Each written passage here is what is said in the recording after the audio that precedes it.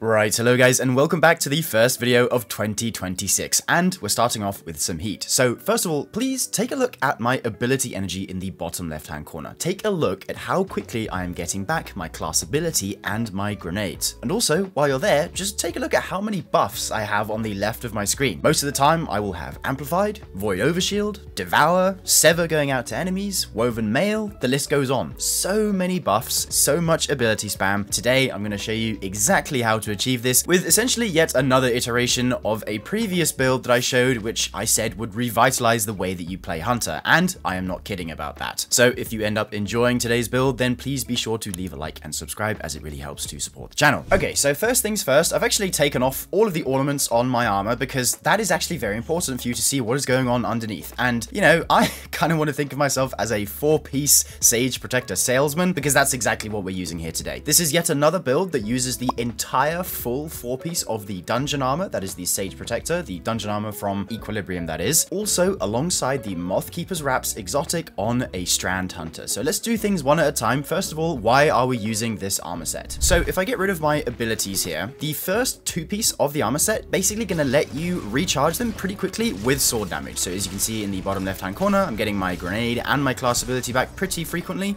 Just chuck this away to go 1, 2, 3 combo. I've basically got half of my class ability back already. In a full combo, I've got it in full. So the grenades take longer, obviously. However, if you factor in the 4-piece, now if you block and then attack when you see the Blade Focus ready buff on the left of your screen, you now have Blade Focus. The amount of energy you get back is significantly increased. So again, I'll just get rid of my abilities here and I will proc the Blade Focus mod.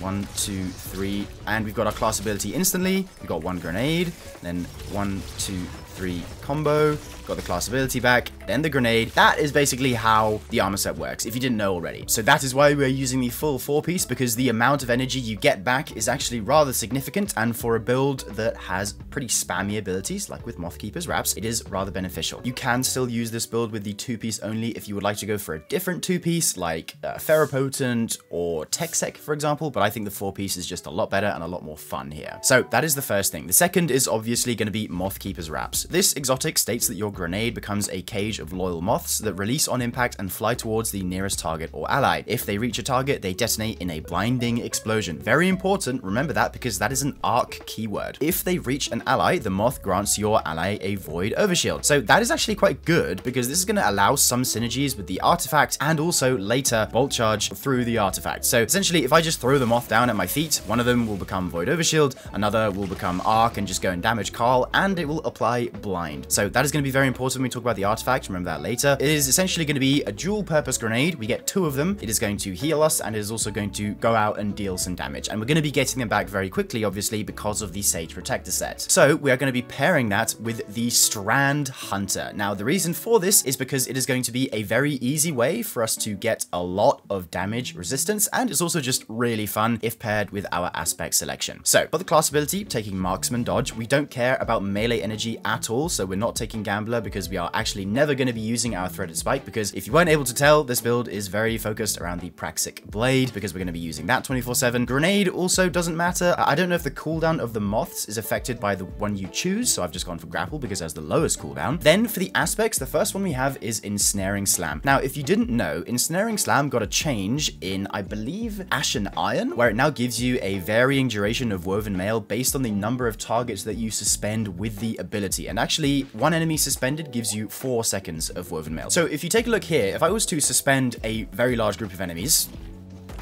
I get 20 seconds. 20 seconds of Woven Mail, which is pretty insane. And by the way, Woven Mail is a 45% damage reduction, which is pretty nice. So we're getting 20 seconds of that for just suspending a bunch of enemies. And then if you take a look here, you know what, I'll just show you again. We'll just suspend the group here. We got 20 seconds. Then I'm going to proc the Blade Focus. I'm just going to kill a few of them. And look, I already have it back. I can just go again, suspend again, get even more Woven Mail. A few more sword kills, got it back again. So you'll be seeing this throughout the gameplay in the build, but with this armor set combo and a few fragments as well that we're going to talk about, you are never going to run out of Woven Mail, because you're going to be suspending everything literally 24/7, which is pretty sick. That is aspect number 1. Of course, it also suspends everything, which is really good for crowd control, stops them from shooting you and so on. The second one, honestly, it is pretty much up to you. I've gone for Whirling Maelstrom here, which I'm sure you guys are pretty familiar with. If you make a tangle, like we do here, and if I break it, it's gonna make this, you know, spinning Beyblade tangle, which is gonna go out and cause unravel to a bunch of enemies, which is pretty nice. I think, yeah, in fact, getting kills creates unravel. So, you know, Strand Hunters don't typically have a lot of access to unravel. In fact, I don't think any of their pieces of kit give them unravel, so that is an option if you would like. However, you could also go for Widow's Silk, because if you look in the bottom left of my screen now, if you have Widow's Silk, you actually get 3 moth grenades instead of 2. So if you want an extra moth grenade, you could go for Widow's Silk, which is pretty nice. Threaded Spectre as well is also good for survivability if you wanted to get access to some threadlings and make enemies distracted. It is honestly up to you. In all of the gameplay you're seeing, I was using Whirling Maelstrom because I just think it's pretty cool. Better for crowd control, shredding things, just, you know, more damage over time. Honestly, with the amount of damage resist that we're going to be stacking with this build, you don't need Threaded Spectre. Plus, we are going to be getting amplified anyway, which is basically Threaded Spectre in and of itself. So up to you for the second aspect. Now, for the fragments, there are a few that are actually very important. The first one is going to be Thread of Mind. This will make it so defeating suspended targets grants class ability energy. And as you can see throughout the gameplay, a lot of the reason we are getting our class ability back so fast is, yes, because of the Sage Protector armor set. However, we are also being helped by Thread of Mind because we are suspending things so very often with Ensnaring Slam. After that, we are taking Thread of Generation. This one will make it so dealing damage generates grenade energy, and this is going to stack on top of the Sage Protector benefits for your moth grenades. So you're going to be able to get them back even faster with the damage combo from your sword. So this is just a no-brainer choice. Definitely take Thread of Generation. After that, we have Thread of Continuity to make it so suspend, unravel, and sever effects applied to targets have increased duration. So the suspend is going to be even longer. Same applies to any unravel that we might get from kills with Whirling Maelstrom. But obviously, again, this is just very important because we're going to be suspending things so very often. So to make it last longer is rather beneficial. And then finally, the last fragment we're taking is Thread of Warding. Now, this one, to be honest, is a bit of a flex. The only reason I'm taking it here is because on the off chance that you don't have your dodge and you just need a bit of woven mail in a pinch, collecting an orb will give you 5 seconds of woven mail with this fragment. If you wanted, you could swap it for something like Thread of Ascent to give you some better handling and plus 10 weapon stat to improve the damage of your Praxic Blade, but I just like this fragment here for consistency. So before we talk about weapons and stuff like that, I do just want to go over stats briefly, and because we are going to be focusing on Mothkeeper's Wraps, our moth grenades are in fact affected by the grenade stat. So actually, I've gone for 150 grenade baseline, because then if you take 3 grenade fonts on your gloves, this goes all the way up to 200 when you are holding armor charge. So first of all, priority number 1, get 150 grenade stats so that your moths are dealing the max amount of damage. After that, I've gone for a decent amount of weapon stat. I've gone for 120 here, which again, I am bolstering a little bit with a weapons font on my boots. This is just to improve the damage of my Praxic Blade versus, you know, miners, mages, all types of enemies. Though after that, the rest of your stats actually don't really matter at all. And because this build is basically all about the Praxic Blade, you don't need to worry about things like fire powers or ashes to assets or whatever, because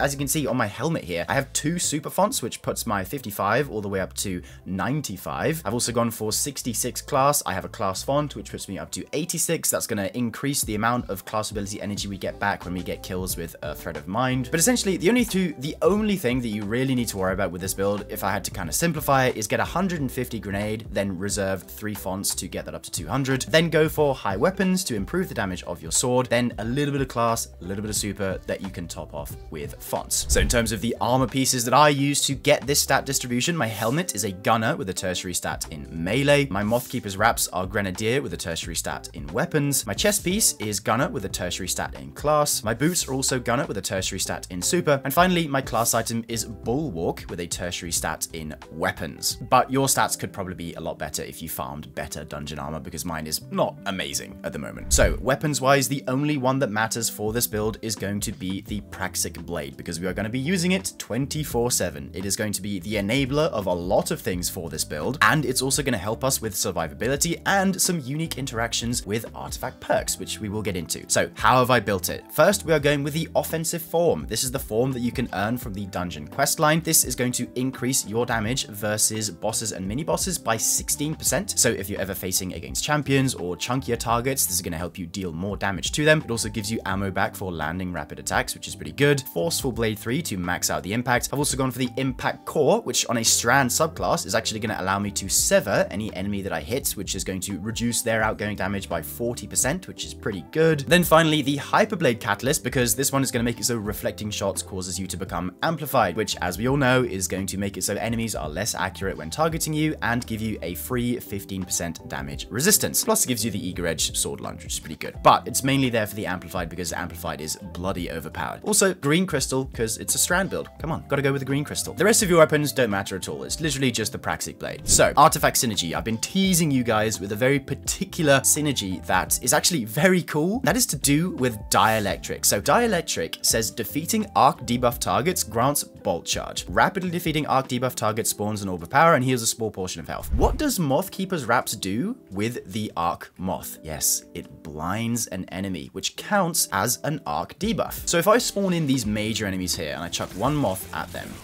as you can see, they are now blinded. And if I defeat this enemy, I now have 1 stack of Bolt Charge on the left of my screen. So that's cool. I now have access to Bolt Charge on Strand Hunter. Also have access to Void Overshield and Weaken, but we'll get to that. The main reason why this is quite cool is because, you know, with the Praxic Blade, if you are on an Arc subclass and you have the Impact Core, it grants you Bolt Charge with hits, and it also allows you to discharge the Bolt Charge. That is a sort of unique property of the Praxic Blade. And what's cool actually is that you can still discharge the Bolt Charge even if you are not on a Arc class with the Impact Core. You just need to have some Bolt Charge in the first place. Take a look here. I'll do 1, 2, 3. As you can see, the Bolt Charge is kind of rising on the left of my screen. I'll just keep doing this. Bolt Charge, there's 1 full combo there. Bolt Charge ready, and then it's discharged.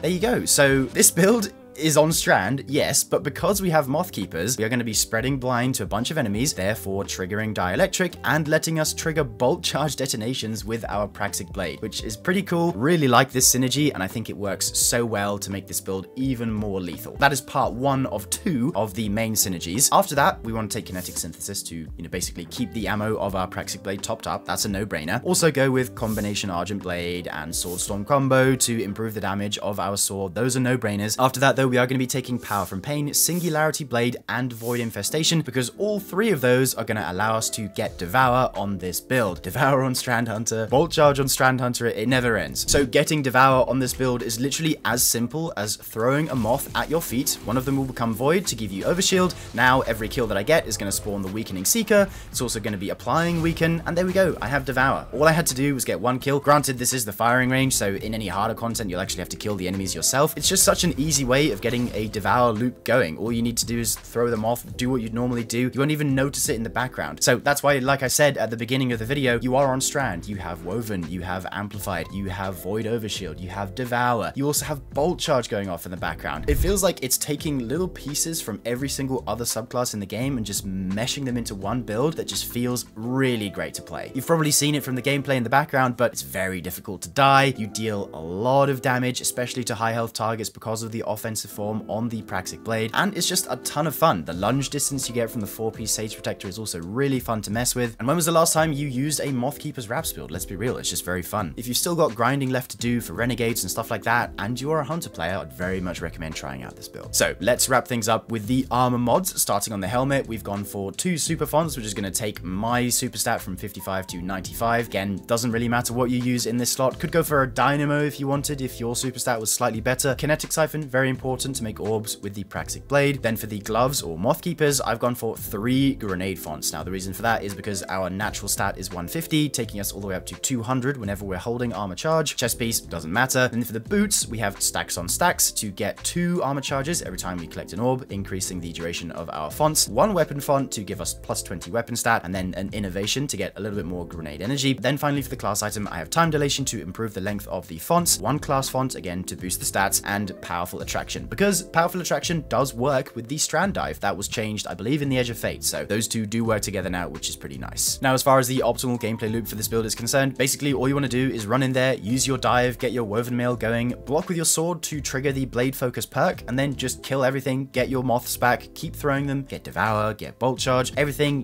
just make sure you're topping up the perk, and that's all you really need to do. Run around with your sword like a madman, and I promise you, you'll have a ton of fun with this build. As always, the link to the build will be down in the description box below, and if you would like to, the fashion for the build is visible on your screen now if you would like to pause and take a copy for yourself. So that about does it for today's video. I hope you enjoyed the build, and I really think you will have a lot of fun with it, so definitely go and check it out. But with that, we have come to the end of the video, so thank you very much for watching, and I will see you in the next one. Bye for now, dear viewer.